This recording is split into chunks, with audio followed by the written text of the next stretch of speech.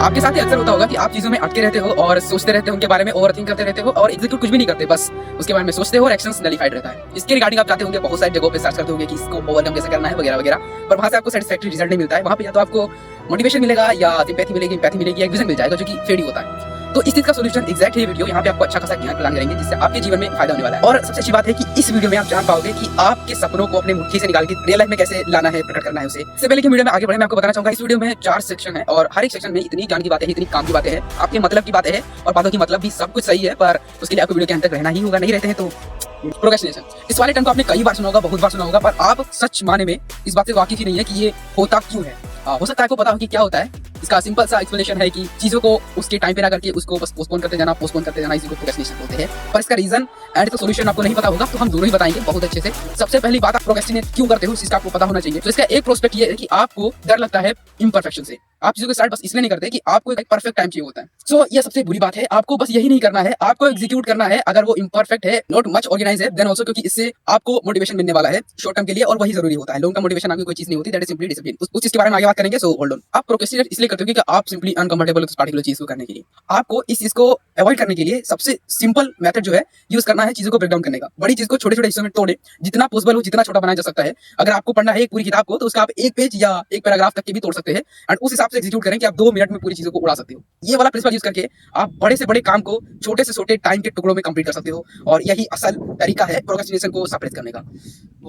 Risk, इसके बारे में आपने हर जगह सुना है ना कि रिस्क लो, रिस्क से इश्क करो, अब एक काम करो, माउंट रिस्क पे जाओ और वहां से जंप मारो। दोस्तों ये रिस्क नहीं होता है। रिस्क टेकिंग का मतलब बहुत सिंपल है कि आपको कैलकुलेटेड रिस्क लेना है, जिससे आपको नुकसान हो तो वो एक हद तक हो, मतलब कि औकात से ज्यादा ना हो जाए। पता चले आप वहां से जब नीचे कूदो तो आप पेपराइज हो जाओ, सो वो ज्यादा हो गया। इस चीज को पॉज करो और आप ये समझो कि जो रिस्क होता है ना, ये अपॉर्चुनिटी का एक बढ़िया सा माध्यम है। अगर आप रिस्क लेते हो तो बहुत चांस है कि आप उन लोगों से आगे पहुंच जाओ जो लोग नहीं लेते हैं, और ये ऑफ कोर्स है, इसको समझा जा सकता है जेन्युइनिटी से, रेशनलिटी से वगैरह वगैरह। और एक बात आपको हर हाल में पता होनी चाहिए कि अगर आप रिस्क नहीं लेते हो तो ग्रोथ भूल जाओ उसके बारे में, है ना, क्योंकि 99% of the people favour comfort, और इसी वजह से रिजल्ट आपको भी पता है कि 1% में कौन आता है, ऑल दैट थिंग। और इस चीज को आपको नोट करना है दैट कि जो रिस्क होता है ये कोई थ्रेट नहीं, एक अपॉर्चुनिटी है। आपको रिस्क को एज अपॉर्चुनिटी देखना है, नहीं तो आप भी उसे थ्रेट समझ के मिस आउट कर जाओगे 1% पीपल की लिस्ट में आने से। एग्जांपल सबको पता है, इलोन मस्क बोलते हैं, जेफ बेजोस बोलते हैं, एंड वो सभी बड़े एंटरप्रेन्योर्स जो अभी करंटली सक्सेसफुल बिजनेस मैन बन चुके हैं, ओनर्स बन चुके हैं सभी के। तो ये बार बार रिपीट करने का कोई मतलब नहीं करता, बस आपको जो समझना था हमने समझा दिया है, दैट्स इट।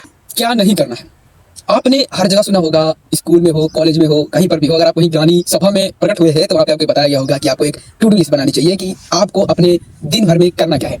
पर ये बात भी आपने अभी तक कहीं ना कहीं सुनी लिया होगा, अगर आप इतने एक्टिव हैं इस वाले फील्ड में, दैट आपको नॉट टू डू वाली एक लिस्ट बनानी होगी जिसमें आपको वो सारी चीजें लिखनी है जो आपको नहीं करनी है। And let me tell you कि सबसे ज्यादा इंपॉर्टेंट बात यही है, क्योंकि आप जो करना है वो तो पहले एक बॉक्स में रख लो फिलहाल, और ये सोचो अगर आप उन चीजों को करते हो जो आपको नहीं करना है तो आप अच्छा खासा टाइम गवाते हो, अच्छा खासा पोटेंशियल यूज करते हो, और अच्छी खासी चीजें जो आप कर सकते हो वो नहीं कर पाते हो। एग्जांपल बहुत बार रिपीटेड है, बहुत बार कहा जा चुका है, एंड वो एग्जांपल यही है, आप सो के उठते हो, आपके हाथ में आता है गैजेट, उसके अंदर इंस्टाग्राम नाम की एक एप्लीकेशन सो कॉल्ड होती है, अब तो इमोशन बन चुका है वो, उससे इंटरेक्ट होते ही टाइम पे लैप्स लग जाता है, 2 मिनट 2 घंटे बन जाते हैं एंड सो ऑन। ये बहुत बार रिपीटेड है, बस इसको कंसीडर करो दैट अगर आप उन चीजों को करते हो जो आपको नहीं करना चाहिए तो आप एब्सोल्यूट फेलियर के शिकार होने वाले हो, और आपको पता भी है फिर भी आप ये कर रहे हो। So you are doing this thing consciously, और इसमें गलती सिर्फ आपकी है।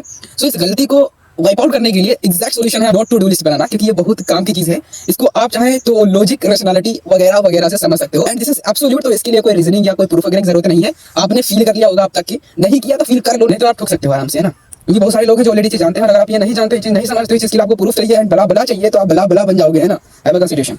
अल्ट्रा ऑर्गेनाइज्ड डिसीजन मॉडल, जो चीजें ज्यादा इंपॉर्टेंट नहीं है उनके डिसीजन के लिए आप टाइम मत दिया।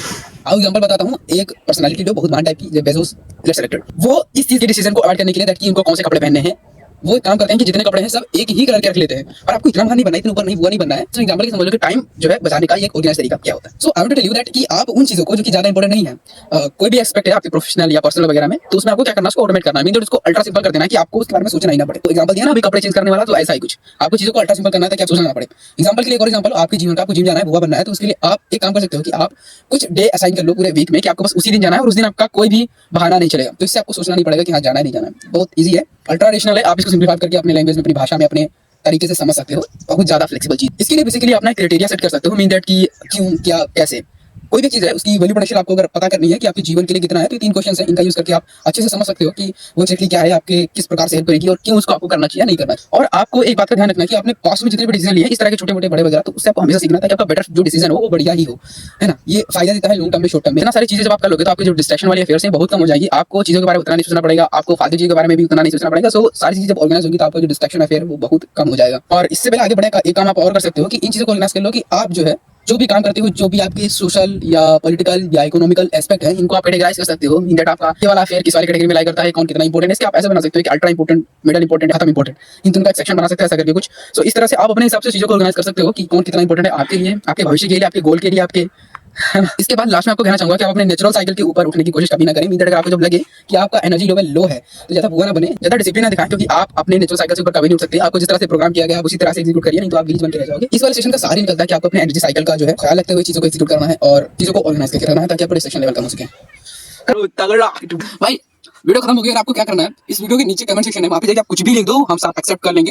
ये तो हो गया पहला काम। दूसरा काम को क्या करना है, गो साइंस के जितने भी चैनल है सब पे जाना, विजिट करना, देखना कि क्या हरकतें चल रही है वहां पे। इसके बाद में इंस्टाग्राम, फेसबुक, ट्विटर के जितने भी पेजेस है गो साइंस वाले, सब पे जाके विजिट करो, देखो क्या हो रहा है वहां पे। मजाक कर रहा हूं। मैं आपको ये बताता हूं कि अगर आपको ना जीवन सच में आपको मंगल पे बनाना है तो उसके लिए आपको चीजों को ऑर्गेनाइज करना होगा, आपको अपनी गलतियां पकड़नी होगी, इसके बाद में वो चीजों को ऑर्गेनाइज करके देन एग्जीक्यूट करना है गलतियों को, है ना। सबसे पहले सारी चीजें ऑर्गेनाइज करनी है, एक गलती ऑर्गेनाइज करनी है और फिर सिस्टम उखाड़ना है और फिर यही बस यही करते रहो, हो जाएगा जीवन सही। हमारे वीडियो क्या कायल है, कायल जी तो बहुत माने लोग, चलो कायल है। और एक अच्छी बात यह है कि अगर आप चाहते हो कि हम रिस्पॉन्स करें तो उसके लिए आपको थोड़ा जो है एथिकल रहना है। मीन दैट कुछ ऐसा ज्ञानी बात हमको नहीं बतानी है कि हमें जो पता हो पर हम कर रहे नहीं कर रहे हैं, इससे आपको फर्क नहीं पड़ना चाहिए। जो हम बोल रहे हैं उसका एग्जीक्यूट करते हो, आपके काम की है। अगर आप नहीं करते हो तो दैट मैटर्स। आप हमें कहना दो कि हमें क्या करना है क्या नहीं करना है, क्योंकि हम कर रहे हैं जो हमें करना है।